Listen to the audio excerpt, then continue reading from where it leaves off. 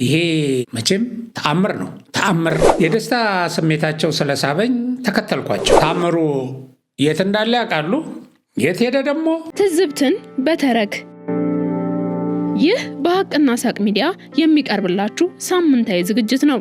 ትዝብትን በተረክ ገጠመኞች ይነበቡበታል፣ ትዝብት ይተረክበታል፣ አስተማሪ ጉዳዮች ተዋስተው ይቀርብበታል። ትዝብትን በተረክ በሀቅና ሳቅ ሚዲያ ብቻ። ሰላም ጤና ይስጥልኝ አድማጭ ተመልካቾቻችን እንደምን አላችሁ? እነሆ ዛሬ አዲስ አበባ ውስጥ እውን የሆነውን የቀበና ወንዝን ፕሮጀክት እጅግ አማላይ፣ እጅግ ውብ፣ እጅግ ሳቢ፣ እጅግ ሀሴትን የሚፈጥር እና ተስፋን በውስጥ የሚያጭር ፕሮጀክት ወደ እናንተ አደርሳለሁ። እሱን የተመለከተ ጉዳይ ይሄንን መጎብኘት በራሱ በተለይ ለዲያስፖራ ወገኖቻችን በቅርበት መታችሁ ልታዩት ስለማትችሉ በቅርበት መታችሁ እስከምታዩት ድረስ ቀበናን እያየን ስለ ቀበና አንዳንድ ነገሮችን ብንወያይ መልካም ነው ብዬ አስቤ እኔ ቀበናን በጎበኘሁበት ወቅት በውስጤ ያደረውን እርካታ እናንተም እንድትካፈሉት እነሆ ወደ እናንተ አደርሳለሁ እና ቀበናን እየጎበኘን በአዲሱ የቀበና አካባቢ ውበት እየተደመምን ሐሴት እያደረግን ዘና እያልነናል። ሌሎችም በርካቶች እንደኛው ቀበና ላይ ዘና እያሉ እየተዝናኑ እየተደሰቱ እየቦረቁ ይገኛሉ። ይሄ መቼም ተአምር ነው። ተአምር የሚለውን ቃል ደግሞ ተከትሎ ታምሩ የሚል ስያሜ ያቀረቡትን አንድ አዛውንት እርካታቸውን የገለጹበትን ከዚህ ቀጥዬ አቀርብላቸዋለሁ። ይሄ መቼስ ተአምር ነው፣ እጅግ ድንቅ ስራ አሉ። ከከፍታው ወደ ቁልቁለቱ እየወረዱ ወደ ህዝቡ ማዕበል እየጠለቁ ተአምር ሰራን ይበሉ ሰዎቹ። ታምር እየጮሁ በህዝቡ መሃል ዘለቁ። አዛውንቱ የደስታ ስሜታቸው ስለሳበኝ ተከተልኳቸው። ይህን ስፍራ ቀደም ብለው ያውቁት ኖሯል? አጠገባቸው ስደርስ ጠየኳቸው። እሳቸው ግን ጮክ ብለው በአዋጅ ነጋሪ ድምፅ ከራሳቸው ጋር ነው የሚያወሩት። ታምር እያሉ ቀጠሉ። ይህን ሰውዬ እንደው ታምሩ ብየዋለሁ። ማንን? ከህዝቡ የሚያስገመግም ድምፅ በላይ ጮክ ብዬ ጠየኳቸው። ታምር ሰሪውን ነዋ፣ ይህን ተአምረኛ ሰው አብይን አልኳቸው። እንግዲያስ ልክ ኖት። ለመሆኑ አሁን የት እንዳለ ያውቃሉ አባቴ? ጠየኳቸው። ማን? ጠየቁኝ። ታምሩ ነዋ። ታምሩ የት እንዳለ ያውቃሉ? የት ሄደ ደግሞ? መቼም እርሱ እረፍት የለው፣ አርባ ምንጭ ሄዷል። እዛም ያው እንዳሉት ታምር እየሰራ ነው። ፈጣሪ ይጠብቀው። የኢትዮጵያ አምላክ ሁልጊዜም ከጎኑ ይቁም። ወደ ቀበና ውበት፣ ወደ ጎብኚዎቹ ደስታና ቡረቃ ስሜት ተመለስኩ። ቀበና ህዝቡ በተግባር በልቡ በእንቅስቃሴው እያመሰገነ እያወደሰ ነው። እውነት ለመናገር የቀበናን የወንዝ ዳርቻ ልማት ተአምር እንዴት መግለጽ እንደሚቻል አላቅም። ድሮ የማውቀውና ሳልፍ ሳገድም ቆሻሻው ሽታያው አፍንጫዬን የሚሰነፍጠው የቀበና ወንዝ እንዲህ በሐይቅና በውብ ፏፏቴ ደምቆ ዳርና ዳሩ በህዝብ መዝናኛነት ተውቦ ስመለከት ብዙ ነገሮችን አሰላሰልኩ። ቀበና በኪነ ጥበብ ውስጥ የትዝታ ምንጭ የመሆኑን ያህል የቆሻሻ መጣያ የነበረበት የቁጭት ዘመን የሚረሳ አይደለም። ደግነቱ በአሁኑ ወቅት ተሸክሞት የኖረውን ቆሻሻ አስወግዶ ተፈጥሯዊ ውበቱን መልሶ በማግኘት የከተማዋ አዲስ የውበት ማማና የለውጥ ምዕራፍ ከፋች ሊሆን ችሏል። ቅንና ከጨለምተኝነት የጸዱ የጥበብ ሰዎች ቢኖሩን ቀበና ዛሬ ከትናንት በላቀ ሁኔታ ስንኝ የሚቋጠርለት፣ የሚዜምለት፣ ክሊፕና ፊልም የሚሰራበት በዚህ ደረጃ ለገነቡትና ላስዋቡት ወገኖች ምስጋናና ውዳሴ የሚቀርብበት በሆነ ነበር። ለራሳቸው ለከያኔዎችም ቢሆን የኪነት ስራዎቻቸውን ለማስዋብና ለማድመቅ ከዚህ ከቀበና የተሻለ ቦታ እንደማይገኝ ግልጽ ነው። በቀደሙት ዘመናት የክሊፕ ጥበብ ሀሁ በተጀመረበት ወቅት የሙዚቃ ስራዎች ሐምሌ 19ና ብሔረ ጽጌ መናፈሻዎች ውስጥ ያው መናፈሻ የሚለውም በኮቴሽን ያዙት አበባዎች፣ ዛፎች፣ የሳጠራ ጎጆዎች ተራርቀው በቆሙበት መካከል ምስል ይለብሱ እንደነበር አስታውሳለሁ። ዛሬ ስንት አስደናቂ ሙዚየሞች፣ መናፈሻዎች፣ የወንዝ ዳር ፕሮጀክቶች፣ ሎጆችና ሐይቆች በሀገራችን ተስፋፍተው ሳሉ የጥበብ ሥራዎች ማጀቢያ ሲደረጉና በጥበብ ከሽኖ ለማስተዋወቅ ሲሞከር አይታይም። ይልቁንም የተገነቡ አስደናቂና አማላይ ውብ ስፍራዎችን የማጥላላትና የማንኳሰስ ዘመቻዎች ሲካሄዱ ይስተዋላሉ።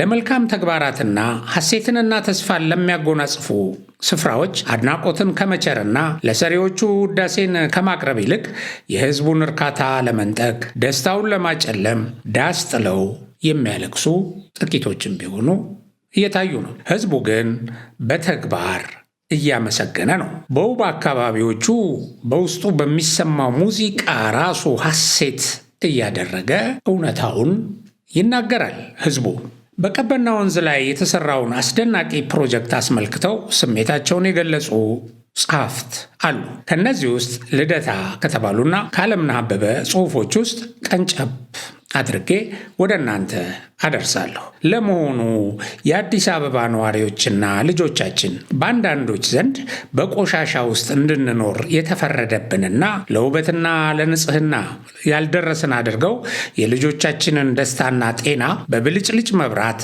ሳርና ችግኝ የማጥላላት ፕሮፓጋንዳ ለመቀየር የሞከሩ ክፉዎች ምን ነው ከዚህ ክፉ ተግባራቸው ቢቆጠቡ? የበለጠ የሚያስቆጨው ነገር እነዚህ ክፉዎች በእኛ ደስታና ጤና ላይ ሲሳለቁ የከረሙት እነሱ አብዛኞቹ ንጽህናውና ውበቱ በተጠበቀ የፈረንጅ አገር ውስጥ ከነ ልጆቻቸው በስደት የሚኖሩ መሆናቸው ነው። ይህን የቁጭት ትዝታዬን በሽማግሌ እርግማን ልቋጨው። እርግማኔን ተቀበሉ በሚል ምሬት። ለምንድን ነው ግን በልማት ላይ የምትሳለቁትና የሕዝብን ፍላጎት የምትጻረሩት? የፖለቲካ እውቀት እንዲህ የሀገርን መልካም ገጽታና ብሔራዊ ጥቅም ማጥላላት ነውን?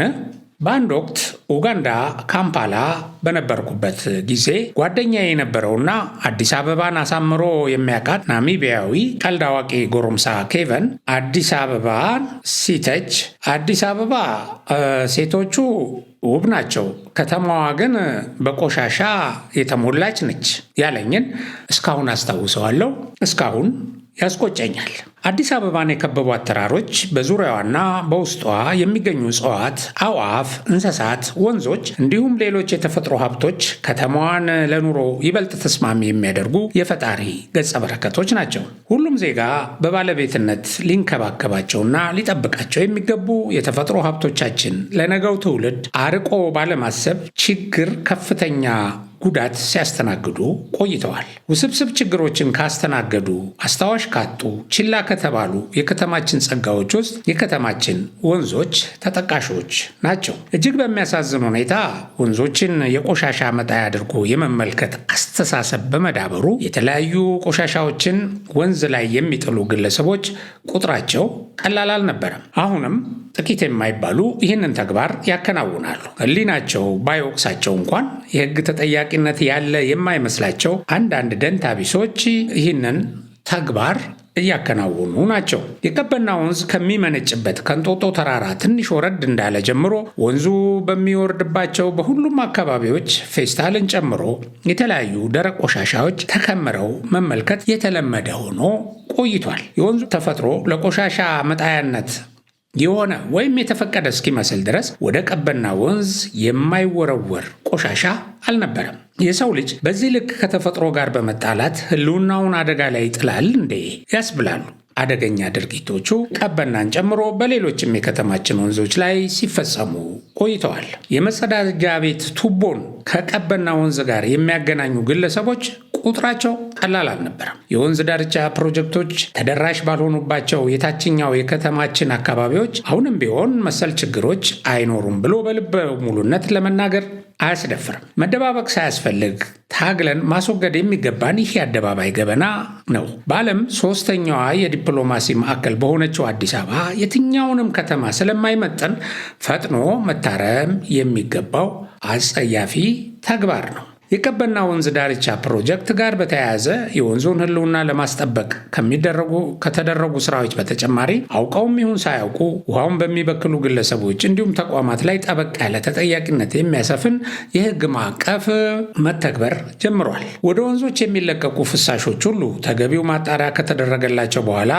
እንዲቀላቀሉም የክትትል የቁጥጥር ስራዎች እየተከናወነ ይገኛል። በቀበና ወንዝ ተፋሰስ ልማት ወንዙ የሚፈስበትን የማስተካከል ዘመናዊና ደረጃቸውን የጠበቁ ድልድዮችን የመገንባት ወንዙ በሚያልፍባቸው አካባቢዎች የአረንጓዴ ማልማት ፍሳሾች ወደ ወንዙ እንዳይገቡ የፍሳሽ ማስወገጃ የመስራት ዘርፈ ብዙ ግልጋሎት የሚሰጡ መለስተኛ ግድቦችን የመገንባት ከወንዙ ራቅ ብሎ የሚገኙትን የከተማው አካባቢዎችንም አስተሳስሮ የማልማት ስራዎች በተቀናጀና በተናበበ መልኩ ተከናውነው እነሆ ቀበና አሁን እየታየ ያለውን ውበት ሊላበስ ችሏል። የውሃ ላይ መዝናኛዎች፣ አምፊቲያትሮች፣ ፕላዛዎች ደረጃቸውን የጠበቁ ከማራኪና ተፈጥሯዊ ገጽታ ጋር የተሰናሰሉ የእግረኛና የሳይክል መንገዶች እና ሌሎችም ለአዋቂዎችና ለሕፃናትም መዝናኛ የሚሆኑ ልማቶች የቀበና ወንዝ ዳርቻ ፕሮጀክቶች ሆነው በተግባር ላይ ውለው እነሆ ሕዝቡ በነቂስ ወጥቶ እየተዝናናባቸው ደስታውን እየገለጸባቸው እየቦረቀባቸው ይገኛል። በአካባቢው የነበሩ ሀገር በቀል ዕድሜ ጠገብ ዛፎች በጠበቀ መልኩ ለምግብነት ጭምር የሚውሉ የተለያዩ እጽዋት መተከላቸው ለከተማችን ልምላሜ ትልቅ አቅም ፈጥሯል።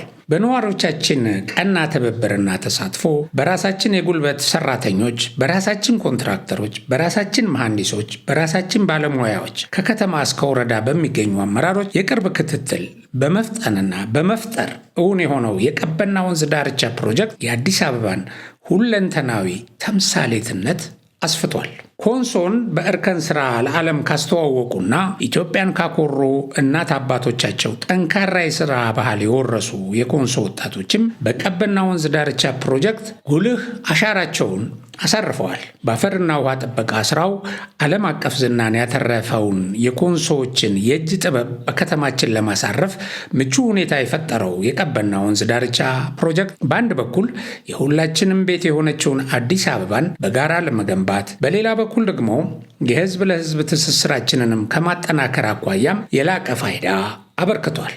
ቀበናና አካባቢው ለነዋሪዎች የደህንነት ስጋት፣ የጤና ጠንቅ የነበረበት ጊዜ አብቅቶ ሁሉም የከተማችን ነዋሪዎች እንዲሁም ቱሪስቶች የሚያዘወትሩት ተጨማሪ የቱሪስት መዳረሻ ወደ መሆን ተሸጋግሯል። የቀበና እይታችን እነዚህን ሁሉ ታሪኮች ወደኋላ ሄደን ለማስታወስ አግዞናል። እውነት ለመናገር ዛሬ ቀበና ታይቶ የሚጠገብ አይደለም። በአዲስ አበባ የኮሪደርና የወንዝ ዳር ልማት ውጤት የሆኑ በርካታ አስደማሚ ቦታዎችን የጎበኘን ቢሆንም የቀበና የወንዝ ዳር ልማት ግን ወደር የለውም። እናም ዛሬም እንደ አዲስ በግርምት እየተመለከትነው ነው። ለካ የምንመለከተው ቀበናን ብቻ ሳይሆን ቀበናን ላይ እንደ ጉንዳን የሰፈረውን ተመልካች ህዝብም ጭምር ነው። ከአሁን በፊት ድምፃዊ ፀሐዬ ዮሐንስ ወንዜ ቀበና እያለ በናፍቆት የተሞላውን የልጅነት ትዝታውንና የወንዙን ንጹሕ የውሃ ፍሰት በዜማው ሲገልጸው፣ እንዲሁም አርቲስት አሊ ቢራ ቢሻን አዲስ አበባ በማለት ሲያንጎራጉር አድምጠናል። ይሁንና ቀበና የኪነ ጥበብ ስራዎች የሚያስፈልጓት ዛሬ ነው። መነሻውን ከሰሜን አዲስ አበባ እንጦጦ ጋራ ስር ያደረገው የቀበና ወንዝ ጉዞውን ወደ ደቡብ አቅጣጫ አድርጎ ከአባ ሳሙኤል ወንዝ ጋር የሚቀላቀል ነው። ቀበና በሙዚቃና በግጥም ያለው አሻራም ቀላል አይደለም። ለካ የፀሐዬ ዮሐንስ ቀበና ዘፈን ከሰፈር ዘፈንነት ያለፈና ትርጉሙም ጥልቅ ነው። የቀበናን ወንዝ ውበትና ትዝታ ማዕከል አድርጎ የተሰራው የድምፃዊ ፀሐዬ ዮሐንስ ቀበና ዘፈን ግጥም ከእንጦጦ ድልድይ ጀምሮ እስከ ቡልቡላ ያለውን የተፈጥሮ ድምቀትና የወንዙን ውበት ከመግለጽ ባሻገር ትዝታ ዘቀበና የብዙ አዲስ አበቤዎች ትዝታም ጭምር ነው። እናም እነዚህ በዘፈኑ የተጠቆሙ ወይም የተነሱ ቦታዎች ዛሬ በወንዝ ዳር ፕሮጀክት ተሳስረው ይገኛሉ። ቀበና በአዲስ አበባ ነዋሪዎች በተለይም በልጅነት ትዝታ ውስጥ የማይሰረዝ ስፍራ ያለውና ድምፃዊና ገጣሚዋን የቀበናን ወንዝ እንደ ትዝታ መቃኛ እንደሚጠቀሙበት ግልጽ ነው።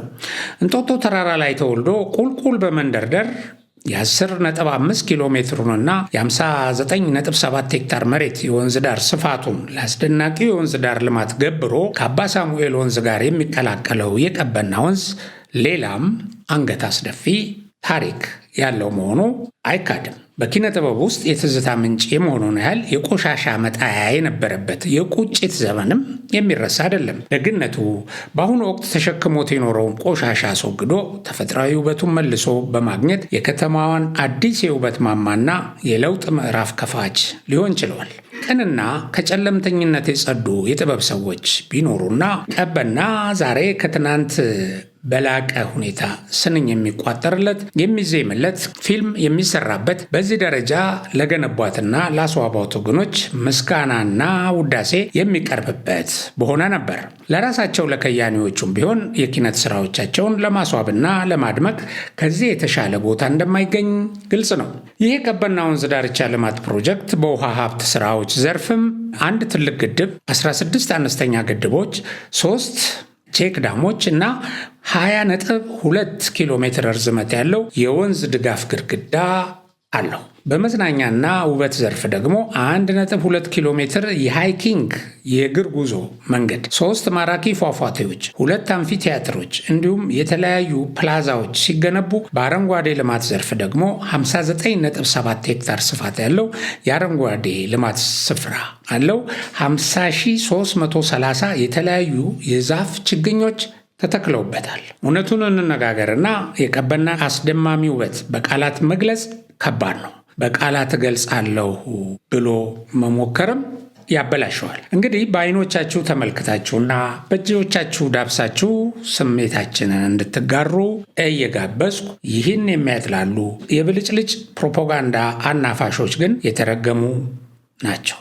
ለነገሩ ህዝቡ ደጋግሞ እየረገማቸው በተግባርም እያሳያቸው ነው። በአንድ ወቅት ከ3 ዓመታት በፊት አንዲት ጸሐፊ የልማት ተግባር የቀበናን ወንዝ ዳር ልማት ሰው እየፈረሰ ነው በሚል የማጥላላት ዘመቻ አድርጋ እንደነበር ያስታውሳል። እናም ቀበና አሁን ሰው የሚፈርስበት ሳይሆን ሕይወት የሚታደስበት ቦታ ነው። እነሆ በዚሁ የዛሬ ፕሮግራሜን አበቃለሁ። በሌላ ፕሮግራም እስከምንገናኝ ደህና ሁኑ።